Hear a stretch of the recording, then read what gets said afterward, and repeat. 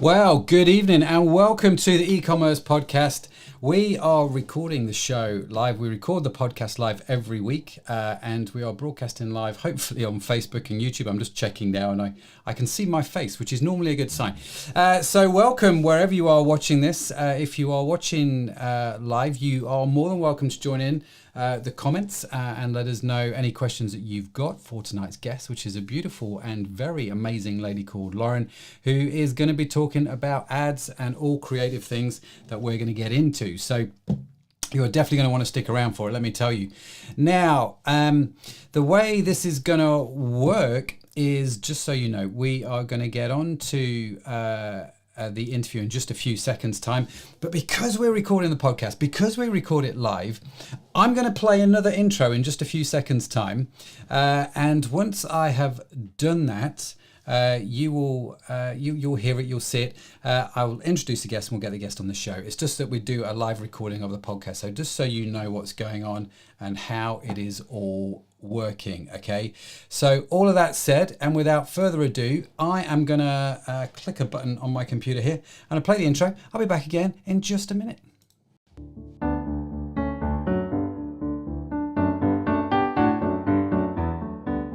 Welcome to the e-commerce podcast with Matt Edmundson, a show that brings you regular interviews, tips, and tools for building your business online.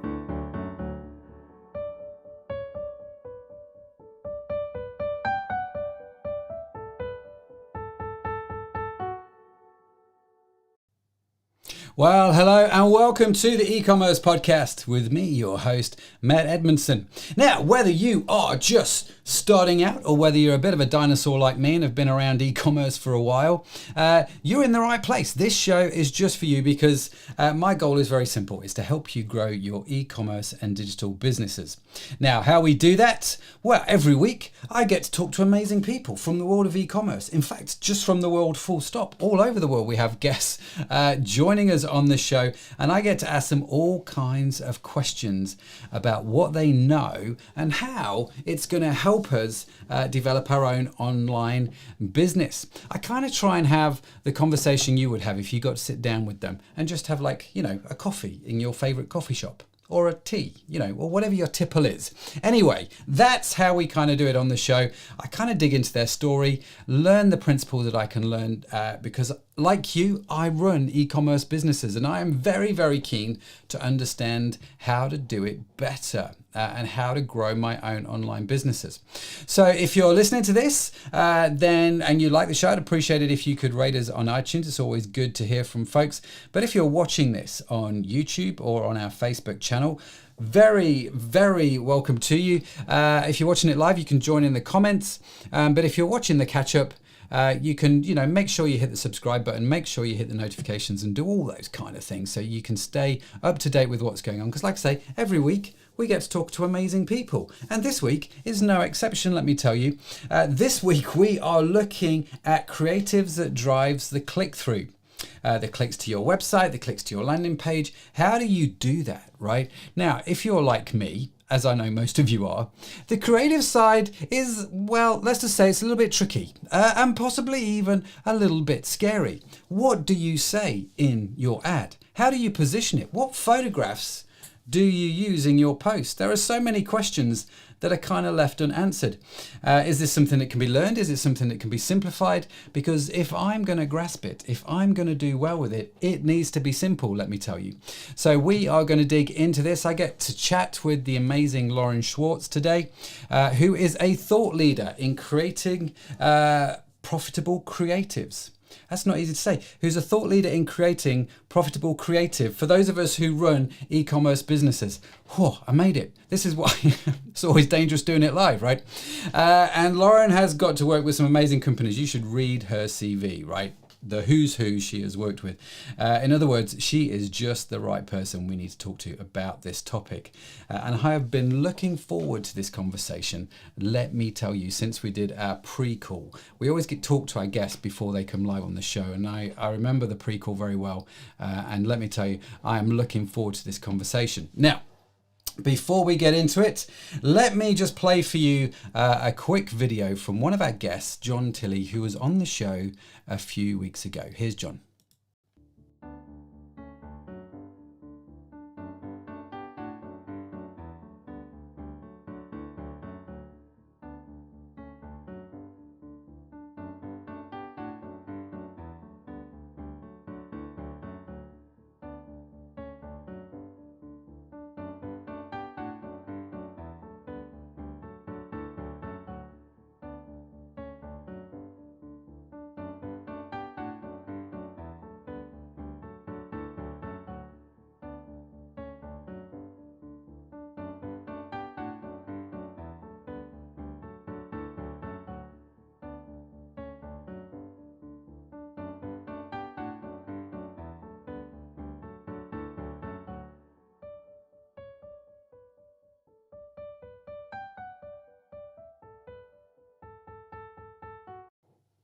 Excellent. Make sure you do check out Zonguru. John's a great guy. They've got a great product. So do have a look at that. The other thing that you should check out, as you can see on the screen if you're watching the video, is the URL ecommercepodcast.net/conference 2021. There is an e-commerce conference next week, let me tell you, on the 15th of April.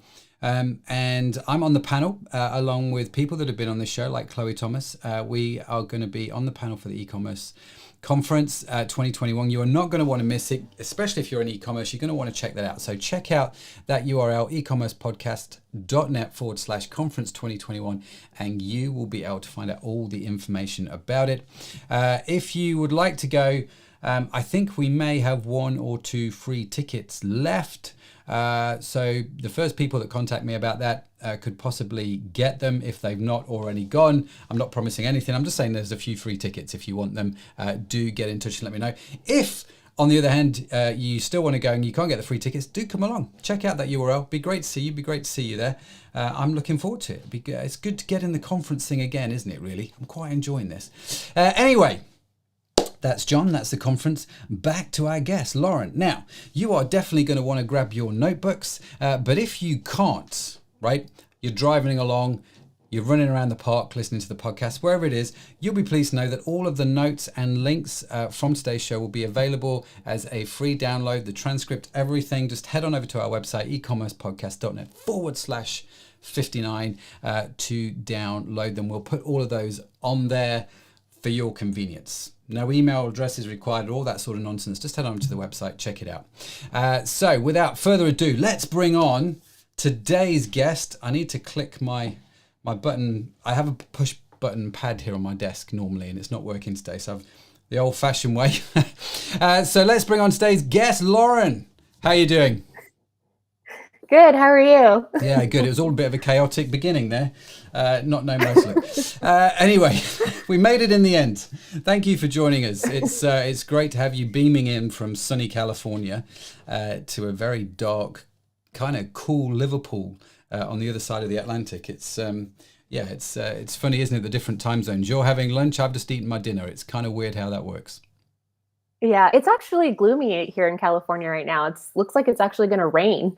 No, so it's kind of gloomy. I'm one of these people that has this naive view that actually California is always sunny. I mean, it mostly is. Let's be real. yeah, okay, brilliant. So, have you always been in California, or did you sort of immigrate there? How did that come about? No, I'm born and raised. I've never left California. I mean, I think sometimes that I would like to leave and move someplace else, but then I go and visit other places and I'm like, nah, I'm good. It's so nice here. It's like there's never weather, so it's hard to leave. Yeah, I can imagine. It's very hard to leave. There are certain places on the world which I've had the pleasure of visiting. California is one of them, and I get the appeal. I do. It's stunning, beautiful part of the world. So you're living in gloomy but usually sunny California, and I said at the start that you've worked with quite a the who's who and all this sort of stuff. And what you do, Lauren, is sort of ad creative. That's what you do. It's your specialty. How did you get into that? I mean, did you just wake up one day and think, geez, this is what I'll do for the rest of my life?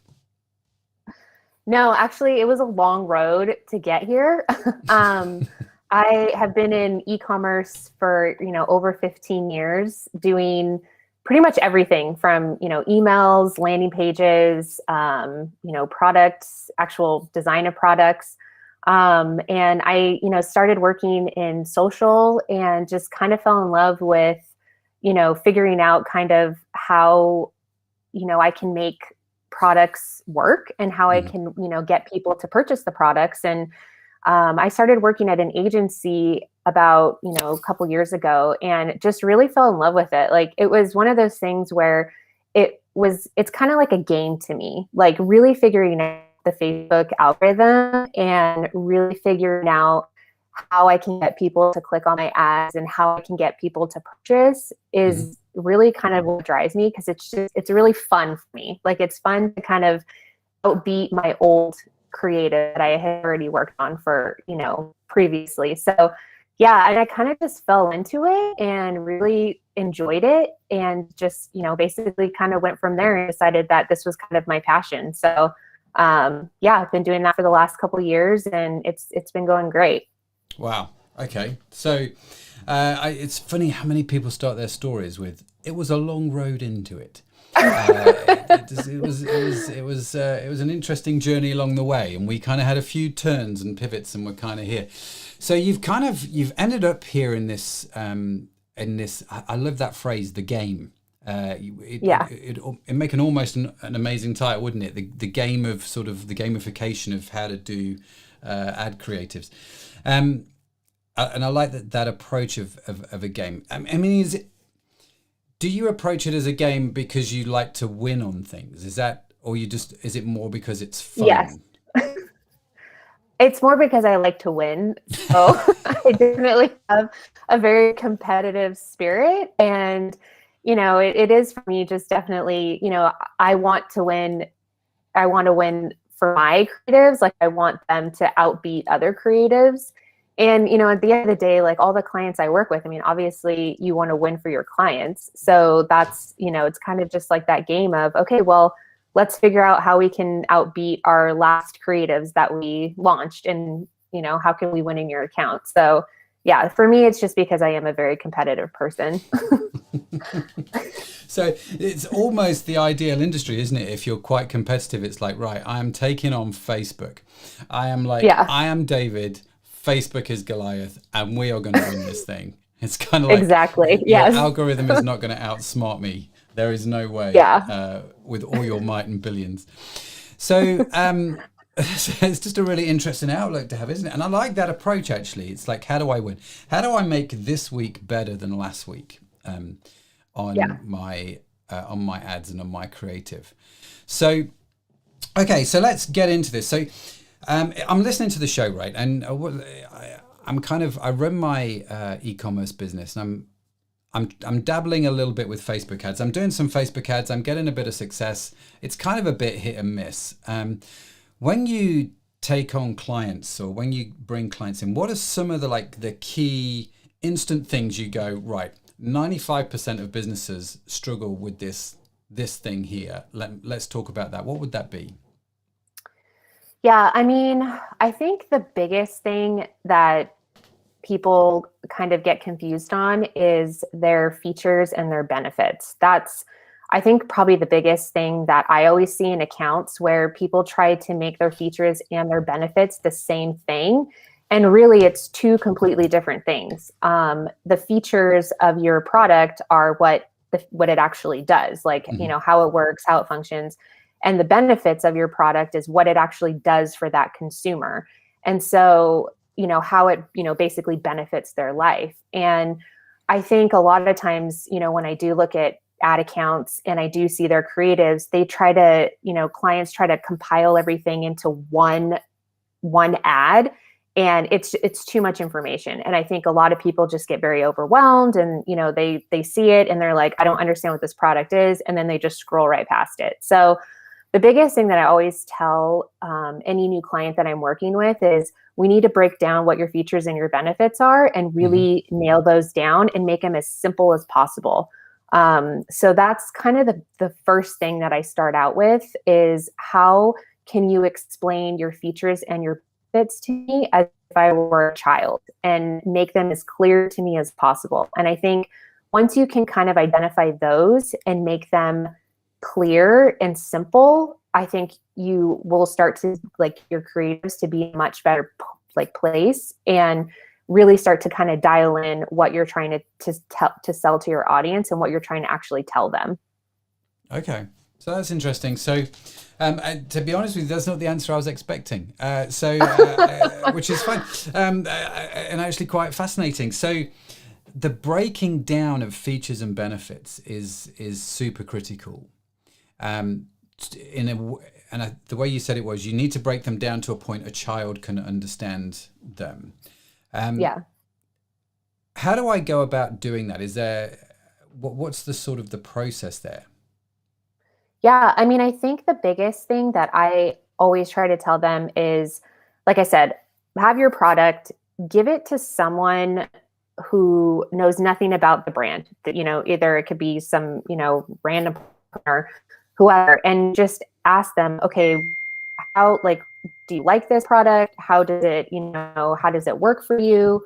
What are, try to explain to them the features.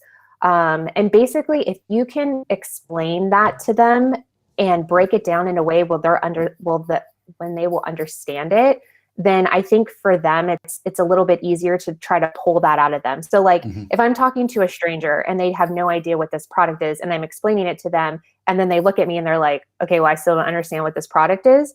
Then you're like, okay, then I'm making it way too complicated. Then basically kind of breaking it down layer by layer of, okay, so does it turn on this way, or does it, smell this way? Like, how can you make it so simple to explain to this random person that has never heard of you, if they can understand it in the short amount of time? And I think then you've basically won your creative. You've won, like, breaking it down so simply that each person in your ad will make it even better. Like, it's so simple to just go over the top and explain everything all at once, that if you just slowly break it down piece by piece and really talk to people and have them explain to you like what they think it is or how they, value your product, then you can kind of pull those like trigger words from them and get those, those kind of buzzwords, I guess.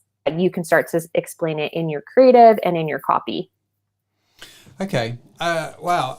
So if I'm breaking it down to the point where a child could understand it, how does that actually help me with my copy? Do you know what I mean? Taking it to that simplicity, or that level of simplicity. Well, yeah. I mean, when you think about it, so when you think of ad creative, how many times are you scrolling on your Instagram or Facebook and you go by it super fast? Like, you're just like scrolling really fast.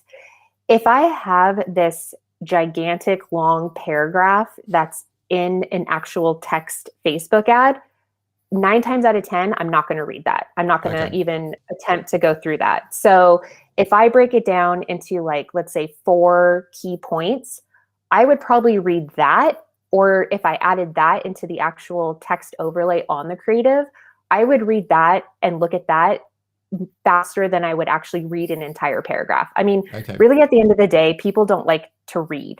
And so if you're going to give them so much information, they're not going to read it. So breaking it down in those really kind of bullet points is much better for your creative and your copy.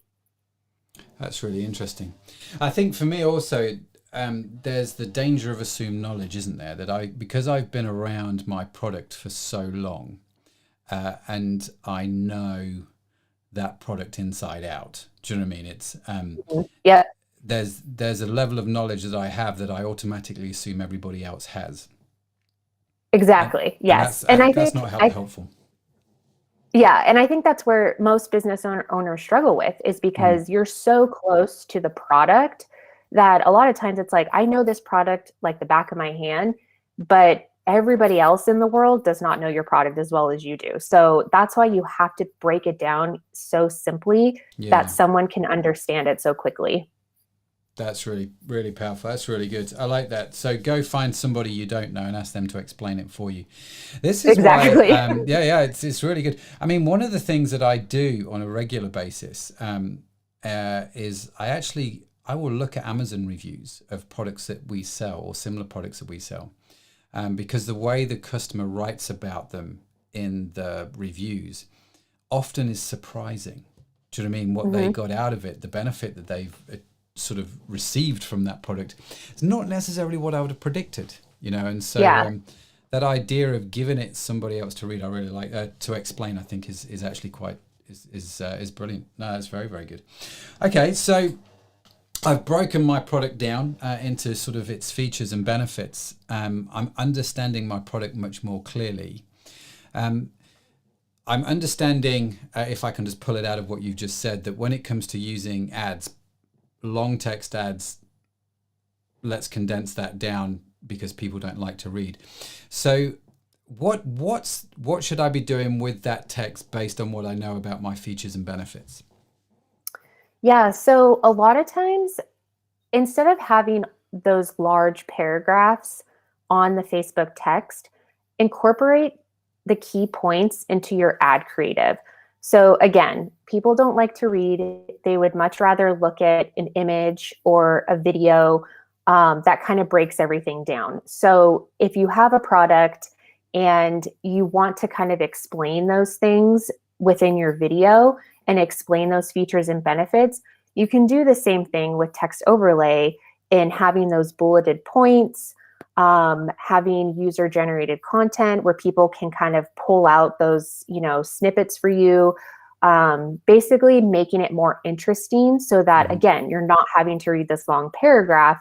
You can see it in a video, you can see it in, a static image, you can see it all right there as opposed to having to read it. So that's kind of the big thing that, again, like as you're scrolling through your feed, you're not looking at text so much, you're looking at what the actual creative is and what kind of draws you into it. Like basically like what stops the scroll essentially.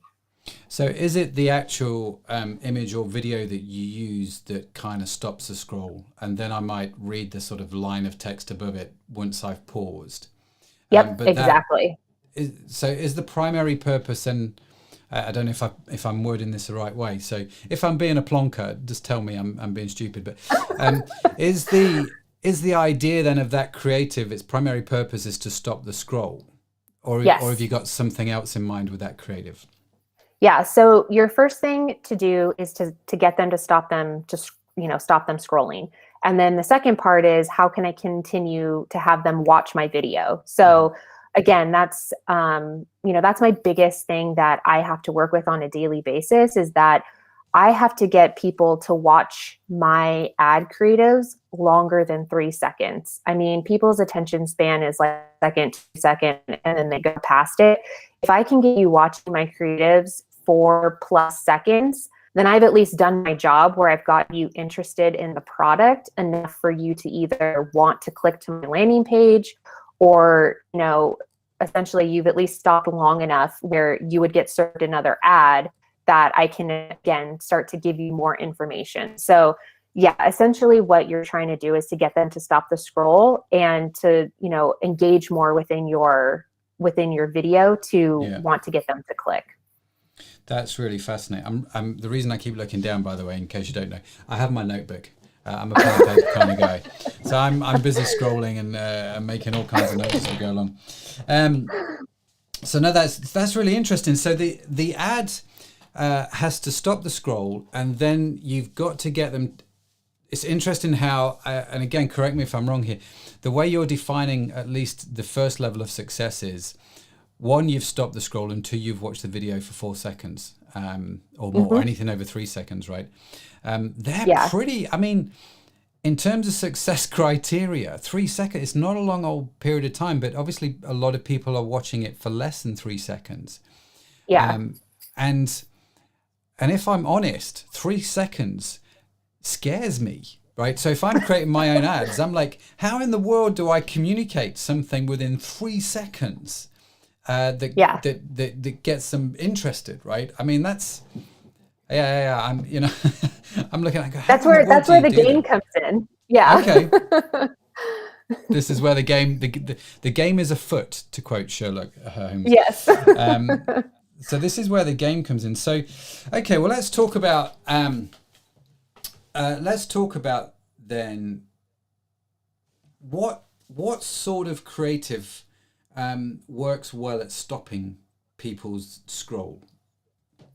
Yeah. So right now, with the rise of TikTok, I should say, and Instagram Reels, a lot of people are getting you to stop with kind of that like one ad that we just did where you kind of snap your fingers and like the product appears in your hand, or you kind of do the reverse action where you like drop a product and then it like appears in your hand. So like something that's sort of like quick and attention grabbing, and making sure that you're showing your product within the first 3 seconds. Like those are things that are getting people to stop scroll. Like really it's just that, sort of like quick sort of jolt in your feed of, you see picture, video, picture, and then all of a sudden it's like, oh, this snapping in a product appears. Like, that's something where it's like, oh, what is that? And then you kind of want to engage a little bit more and watch it. So it's really kind of crazy, but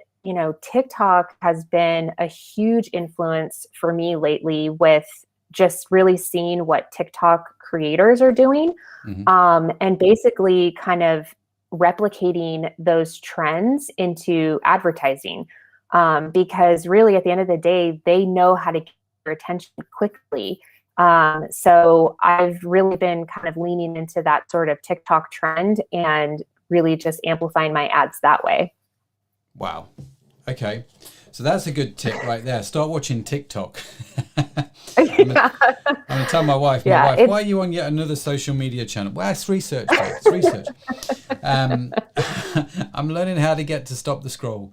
That almost sounds like a book title, Stop the Scroll. Anyway, so I've clicked my fingers, the product's appeared. So what are you doing in that 3 seconds to capture their attention? I mean, you've stopped the scroll, so I'm imagining that's a split second. I don't know what Facebook is. Is it like 30 frames a second in the video or something like that? Yes. So you're talking what, 15, half a second, 15 frames, say. So now I've got the rest of those frames to fill out. What am I thinking here? What sort of tactics are you using? Yeah, so usually what I do is within the first 2 seconds of when I'm actually creating an ad, I'm showing you the product. I'm either asking a question or I'm giving you some, quick sort of like attention grabbing headline, or I'm putting in the best feature of this product, or I'm giving you some sort of great review. So really it's kind of those key elements that you can put in within the first 2 seconds. And eventually you will get people to kind of follow along and want to look at more of the video. So getting you to stop within that half a second, and then boom, next thing you kind of point out within that first 2 seconds is either, like I said, a great headline, a great review, or, some sort of great benefit or feature. Yeah.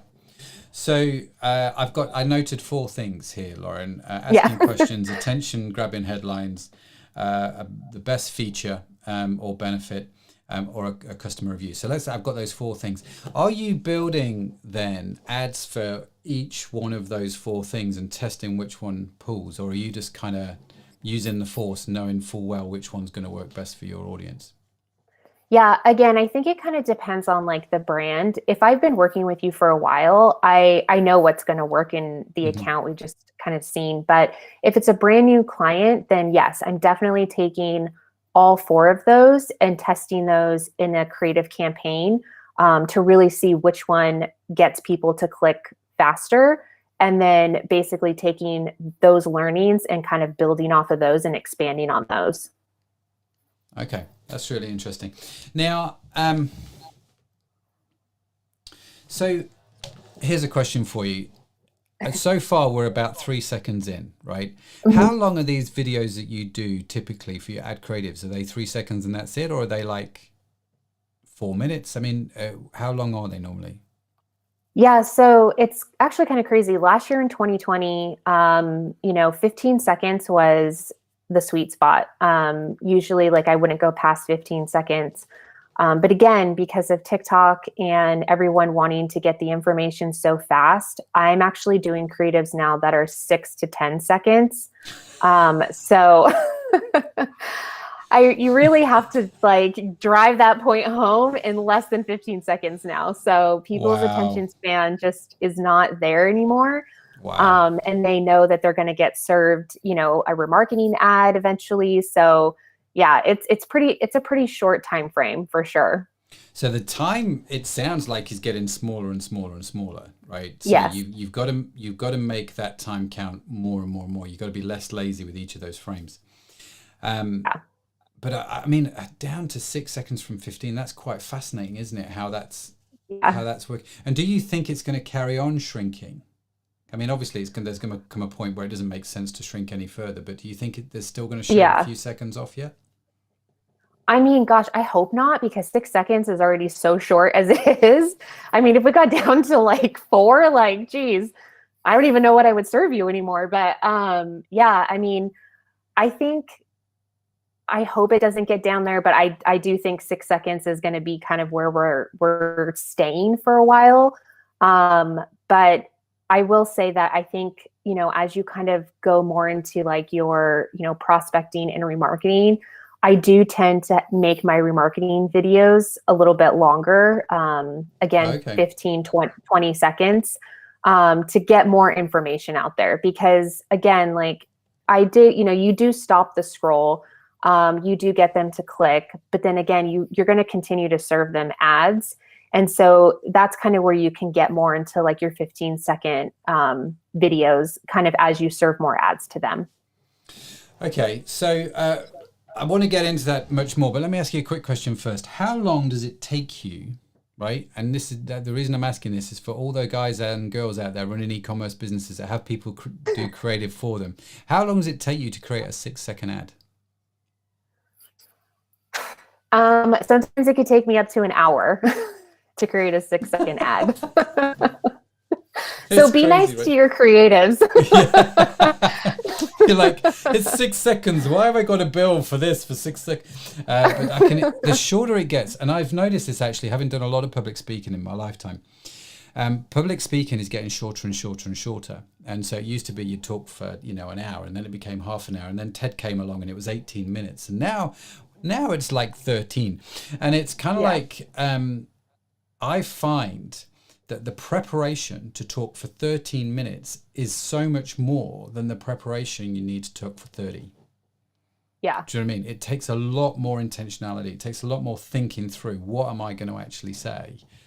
Because it is shorter. And I imagine, correct me if I'm wrong, this is the same with the ad creative. You can't afford to be lazy here. Yeah, for sure. I mean, there's a lot of times when, it is only 6 seconds, but again, like you said, like I have to get you to click. I mean, I have to get you to purchase, and I have to get you to the website. So a lot of times it is very important for me to, you know, find the right video clip, find the right quote, or find the right copy to put on the creative that, like it does take me, you know, an hour, sometimes an hour and a half, and then I have to, you know, put that all together. So it definitely does take me a long time, because there is a lot of thought work that goes into ad creatives. I think it's funny. Some people, I think that ad creatives are just like, oh, you throw it together in like 2 seconds. It's like, no, this literally takes me like a couple hours to do. We need to think this through very carefully, especially as the time is getting shorter. So the ads, then, this creative, right? We've stopped the scroll. We've got somebody to watch for like 3 or 4 seconds. At the end of that 6 seconds, so I get that there's a question in that video, or there's a feature benefit. Does that creative close out with a call to action, or is the purpose of that video to get you to stop long enough, get you intrigued enough that you read the headline and the text underneath? Do you see what I mean? I'm just trying to figure out what I'm thinking with that creative. Yeah. So always you want to have a call to action. I mean, really, that's what you do in e-commerce, is you want the person to purchase, or you want them to learn more, or, you know, depending on what the product is, you know, eventually you want them to go to your website. And so I think a lot of times too, you know, people who do own e-commerce businesses, they want to put so much money into their Facebook ad creatives, and Facebook, you know, to get them to their website. But you also have to think about the landing page as well, because really you're not going to have all the information on these ads and this copy. So you can give them enough information that they will click, and then they can go onto your landing page and learn even more. I mean, really at the end of the day, that's what you're trying to do, is you're trying to get them to learn more about your product and to build trust with that person to get them to purchase the product. So yes, you do need to have the right amount of information to get them to your landing page. So I definitely think that never take your landing pages and your website for granted, because those are what are going to, you know, really get that person to buy. That's really okay. So the I'm just sort of thinking this through, that call to action. We had a guest on the show a few weeks ago called Gabby, and we were talking about email marketing, and Gabby said something really interesting to me about email marketing. And her general consensus was, when it came to writing emails, a lot of people would try and sell the product in the email. Do you know what I mean? It's like, we're trying to create it so you're ready to buy after reading this email. And her thinking was, and I hope I'm doing Gabby justice here by interpreting this the right way. Her thinking was, actually, no, you don't sell the product, you sell the click. In other words, the purpose of the email is to get them through to the website. And there was many reasons why she thought this. One, because of email reputation, you've got to click. Two, if you put so much information in the email, people just aren't going to read. Do you know what I mean? It's always like, what do I need to do to get them to the next stage? And then for the email, the next stage is going to the website. Is that true with ads, or is it? Do you need to be a bit more full on in the ads in terms of they need to be a bit more ready to buy?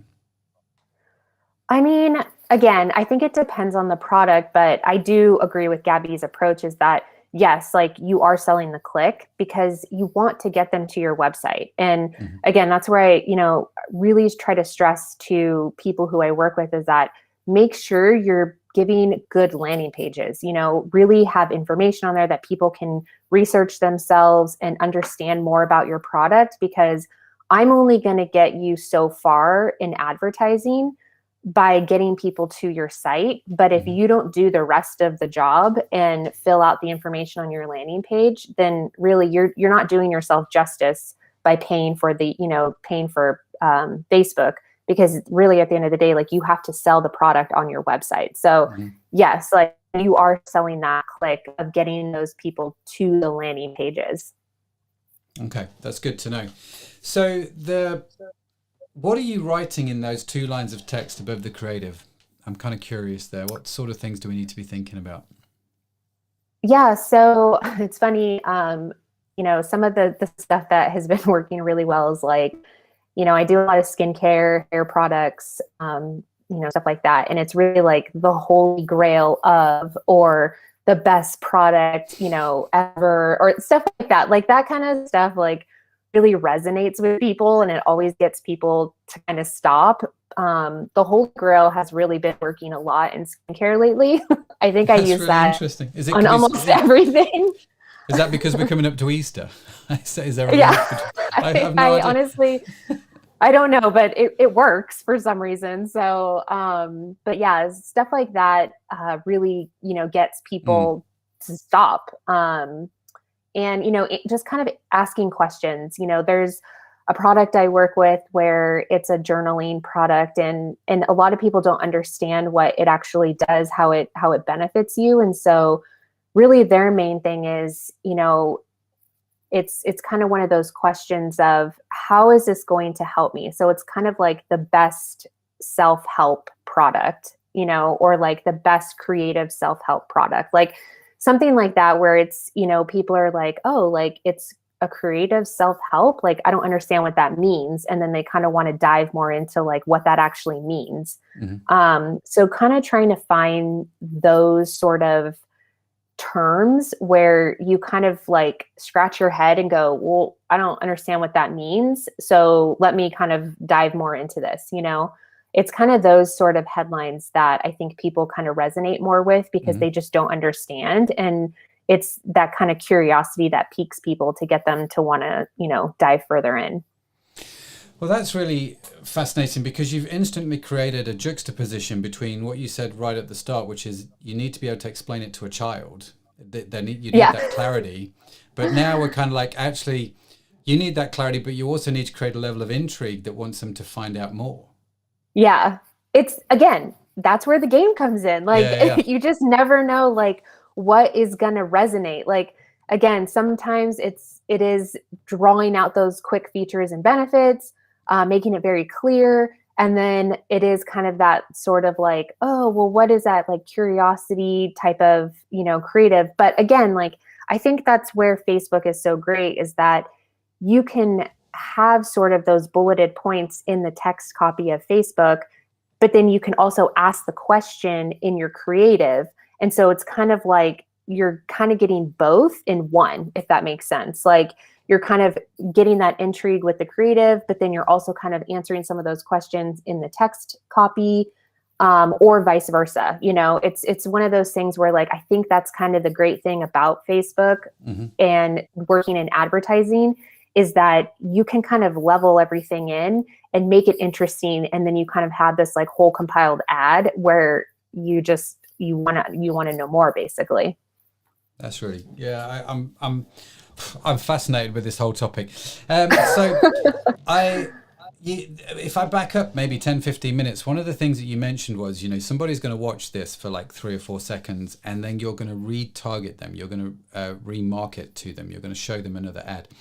But that second ad, you're maybe using a creative that's maybe 10 to 15 seconds versus, the 6 to 8 seconds. But do the same sort of principles apply when you're remarketing, or do they change slightly? They do change a little bit because, with remarketing, they have already engaged with your product a little bit, whether they, kind of did go through the ad or hover on the ad, they maybe did click onto your website. So they kind of already know a little bit of information. So at least here, this is kind of where for retargeting, you can kind of pump them for, more with reviews and talking about the product, or even some like PR hits if you have some great PR hits that you have.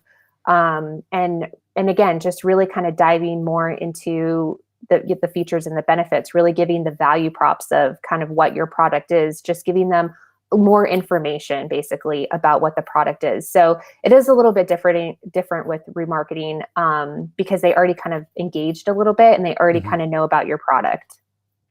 Okay. So how does I find myself saying every time you say something, that's really interesting, and it genuinely is. I realize I'm saying it, so I'm trying to stop saying it. But it's really interesting. So I get that remarketing's a little bit different. What about targeting existing customers? Again, the rules, I dare say, change a little bit there as well. Yeah. So existing customers, again, it's kind of the same thing. Here you can dive a little bit further into your brand story if you want. That's something that, if they've already purchased from you, they already kind of know the product. They already know how great it is. Maybe there's something that you kind of want to tell them about your brand that maybe they just don't know about, or if there's an affiliation that they work with, kind of diving more into like that sort of aspect.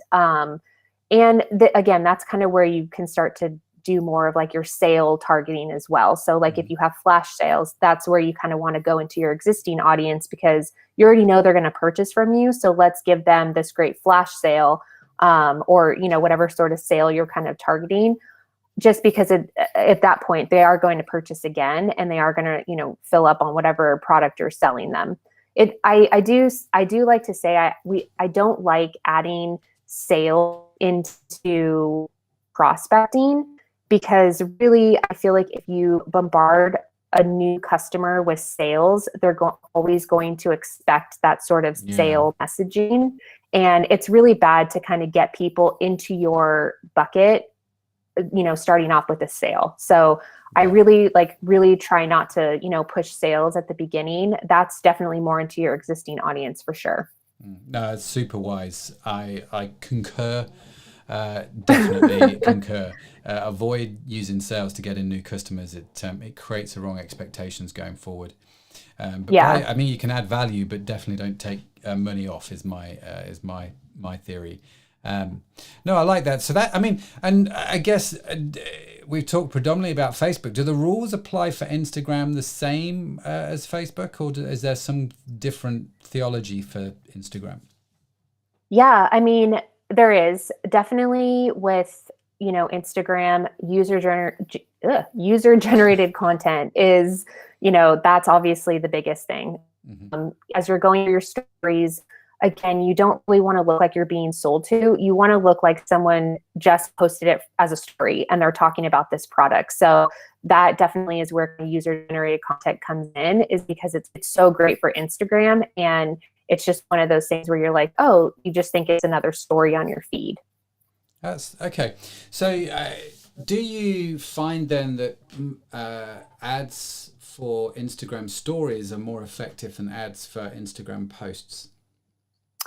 Again, I think it varies for the brand, but at the end of the day, yes, usually Instagram does do a little bit better, Instagram stories, because when you think about it, more people now are on Instagram stories as opposed to scrolling through their feed. Yeah. So you can hit them more in the stories feed than you can actually on their Instagram feed. So I do say, if you are doing digital marketing, anytime I give my client an ad creative, I always give them a feed version and an IG version, because then we can kind of put it in together and see which one does better. And I mean, 9 times out of 10, the Instagram vertical one is going to do better than the feed one.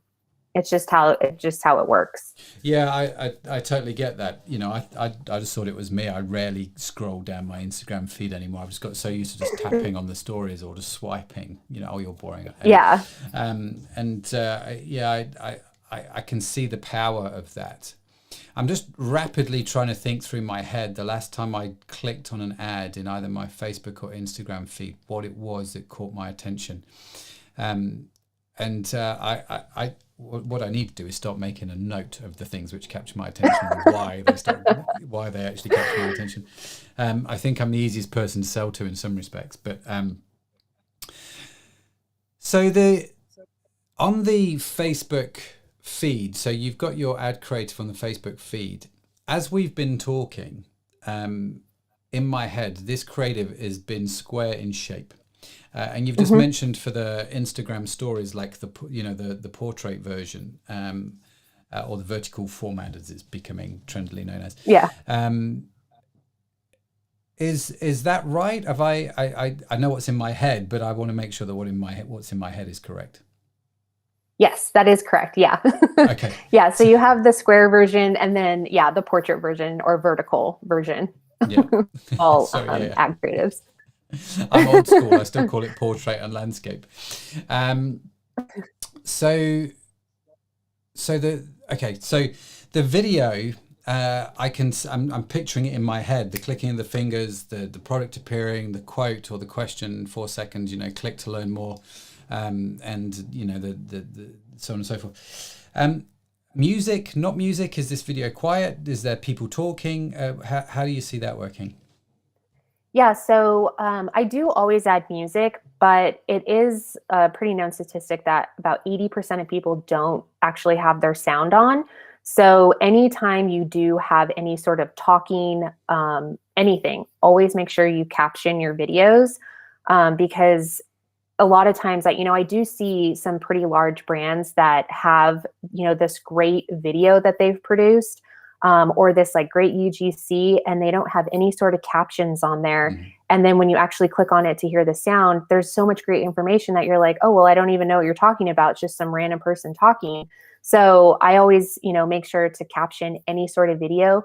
Or if you don't necessarily want to obviously add every single caption, we do what we like to call branded captions, where you're kind of pulling out those key points so that if I'm actually looking at the video, I don't necessarily have to hear see or read everything. I can just read like the things you want to actually call out. Yeah. So always make sure you have some sort of caption on there, in your video. Wow. Lauren, listen, you have been like super generous with your, with your knowledge. I feel like I could go away and write Facebook campaigns. Now, I'm not going to, but I feel like I could. I suppose that's the main thing. You've made it sound, I said at the start, it needed to be simple, and I can get all of what you've talked about, which is helpful for me. Is there anything else that we need to think about on this whole ad creative thing that we've not covered that is actually super important? I think probably one thing would be your static images as well. We were talking a lot about video, but always make sure that, if you do have creatives, always make sure you have really good static, or still image photography, lifestyle photography, or any sort of product photography, because again, you can tell so much in a great, still image. And I think a lot of times brand owners don't think that. They think they have to get you with the video, and really they can get you with a static image. A lot of, the creatives I do, our static imagery outperforms our video creatives sometimes. So I think that's just something to always note, is that just don't ever underestimate your still photography. That's okay. So the plan would be then, let's test both the static and the video on an ad and see which one performs best for our audience. Exactly. Yep. Because it's not given that one's going to outperform the other. And have you been surprised? Have you found, like, you've done something and you thought, actually, I thought the video was going to do super well here, but it kind of tanked, but the still image just, kind of took off for whatever reason?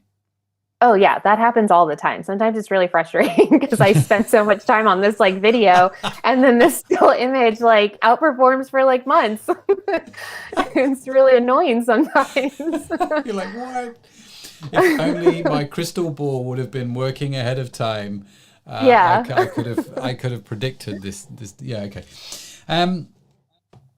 Okay, that's fantastic. So test the videos, test the images. Is there anything else from your point of view that we should cover in the last few minutes here? Or have we just sucked everything out like of you said. Yeah. Test, like you said, just test. Always test your creatives. You'll be surprised at what you'll learn. That's fantastic. That's absolutely. Listen, like I say, you've been super generous sharing your insider knowledge with us, Lauren. And I kind of feel like we should make a regular appointment to have you on the show, because I figure in 6 months' time, all of this will have changed significantly. Probably. Yeah. It's like, oh, here we go again. So if you're listening to this towards the latter end of 2021, maybe look out for the second version. How do people reach out to you? How do people get hold of you if they want to connect with you? Because I'm sure many people will listening to this. So the Loft 325, that's my company. All my handles are at the Loft 325. Pretty much anything there. If you ever have questions, I'm always happy to answer any questions to anyone who reaches out. That's fantastic. The Loft 325. Why the Loft 325? So that actually, my business started when I lived in a small loft, and the address was 325. So just kind of stuck with me. It's kind of followed you around. You've never been able to escape it. And of course, the domain name will undoubtedly be available when you were searching for it. Yeah, That's always the big thing, right? That's always the big thing. Listen, Lauren, thank you so much for coming on the show. Thank you for sharing everything that you've sort of talked about here. Been really helpful. And I'm speaking now as someone who runs an e-commerce business, and there's people that create that do all the ad creatives. And I like what you've talked about. I'm not technically going to do it. I'm not going to lie, but I know what to look out for now. And I think that's really helpful. And if you're using an agency, you know the kind of things to look out for. And I think if you're like me, you're listening to this and thinking, that's all great, I still don't want to do it. Well, then reach out to Lauren and her agency, and I'm sure they'll be happy to help, because I'm like, that's brilliant. You've told me what I need to do, but there's just no way. I definitely am going to need some help creating a 6-second video. How does that even work? Anyway. But yeah, so Lauren, listen, I feel like I'm a stuck record, but thank you so much for being super generous with us. Really, really appreciate it. And we hope to see you again soon. Yeah, thank you so much. Thanks a lot. Bye for now. Bye. Wow. Wasn't Lauren great? I mean, genuinely great. I hope I hope I didn't, go beyond the boundaries, but she was super generous. I mean, super generous. And you know what? I love that. I love that about our guests. I love that about Lauren. I always want to find something real and practical, something that I can use in my own e-commerce businesses. And if you're a regular to the show, you will know that on Fridays we have our team meeting. And in our team meeting, we review the lessons that we learned from our podcast guests. And so tomorrow we are going to be talking about ad creatives. Oh yes, we're going to be doing a little bit of a review around the ad creatives that we use, what's working, what's not working, why is it not working, to too much text, the 6-second rule, all those sorts of things. So I hope you got lots of nuggets out of this, some great stuff. If you did, like I said at the start, please share it out with your friends, rate us on iTunes. If you watch on Facebook or YouTube, like, comment and share and all that good stuff, as it will help us grow and get more great guests on the show willing to share some amazing stuff. All of the notes from Lauren, including her links to her website, her agency, all the social media links that you can reach out to her on, will be on the website, including the transcript from today's show. If you weren't able to take all the notes and you kind of think, oh, I wish I'd got that down, just head on over to ecommercepodcast.net/59. You can get the transcript word for word. You can copy, do all those kind of things that you want to do and put those in your own note program, and just let's work on our ad creatives, guys. Let's get out there and let's start getting people to our landing pages and converting them to being e-commerce clients. That's it from me. Thank you so much for listening to the show. I really enjoyed tonight. Really, really looking forward to it. Make sure you come back next week as we carry on our conversations with all kinds of amazing people on how to grow their online business. That's it from me. My name is Matt Edmundson. Thanks for being a part of the e-commerce podcast. Bye for now.